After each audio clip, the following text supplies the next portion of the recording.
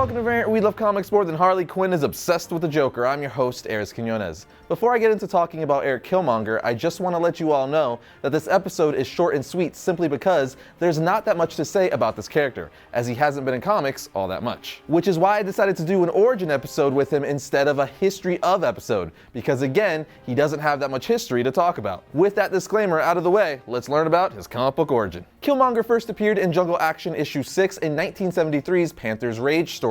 He was created by Don McGregor and Rich Buckler. Now, if you watch my History of Claw episode that went up this past Thursday, you already know part of Killmonger's origin, as both origins intertwine. Killmonger's real name is Nyadaka. Now, I'm not 100% sure that's actually how you say his name, but that's how Google Translate said it, so that's how I'm gonna say it. Anyway, he's a native of Wakanda. But when Ulysses Claw and his mercenaries were like, hey, we're gonna go to Wakanda and steal the vibranium, Claw and his men ended up killing Nyadaka's parents. And then after that, Claw took him back to New York as his slave. Yeah, I know, that's all kinds of messed up. With that said, we don't really know much about his time as a slave to his parents' killer. But what we do know is that hatred for T'Chaka festered within Nyadaka, as he believed it was his weakness as a king that led to his parents' death. While in the US of A, Nyadaka, or Ninjadaka again, however you want to pronounce it, eventually took the name Erik Killmonger. The guy even became super smart, getting a PhD in engineering and an MBA. Then when he learned that T'Challa had come to New York to join the Avengers, he met up with him and told him everything that had happened to him. He was basically like, hey, I was abducted by Claw when I was a kid and my parents were killed,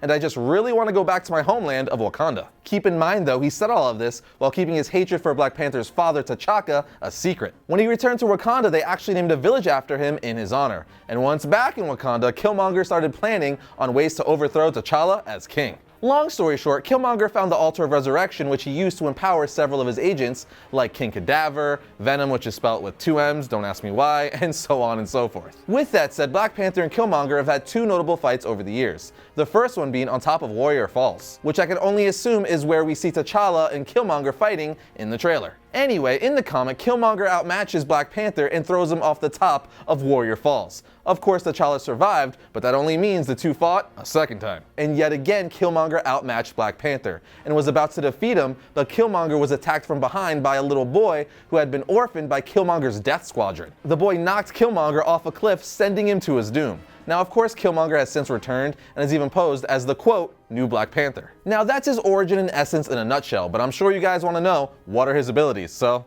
let's talk about it. Killmonger doesn't have any real superpowers per se, but he's a massive, powerful man. In fact, he's stronger than T'Challa. He's also beaten T'Challa in 1-to-1 combat multiple times, with ease, which is extremely impressive since Black Panther is easily one of the top 10 fighters in the entire Marvel Universe. I actually ranked him number 7, so you can check that episode out right here. Yay for shameless plugs. But back to Killmonger. What I'm saying is, he's basically just an extremely intelligent beast of a man who's an expert in combat and anything tactical, which makes him a perfect enemy for Black Panther. As you guys know, this isn't a history of episode, but I'm still gonna give you guys some Erik Killmonger reading recommendations, since I'm sure you guys are curious. So read the 70s run of the Jungle Action title, issues 6 through 18, and the 2005 Black Panther series, as those are 2 of my personal favorites. But now it's time to keep this show free for you and the lights on for us. Domain.com is a one-stop shop for domains, websites, and reliable web hosting. From .coms to .net domain names to intuitive website builders, they've got all your website needs covered. Domain.com is awesome. They're affordable, reliable, and have all the tools you need to build a new website. And with affordable everyday pricing on .com domains, you can easily start sharing your ideas with the world on a professional website. After all, no domain extension will help you tell your story like a .com or .net domain name. And if you want to brand yourself online, Domain.com has over 300 domain extensions to fit your needs, from .club to .space. If that's not enough, the guys at Domain.com are also great friends of Variant. And to show their love, they're giving you 15% off their already affordable prices on domain names, web hosting, and email when you use the coupon code VARIANT at checkout. So take that first step to creating an identity online. And when you think domain names, think Domain.com.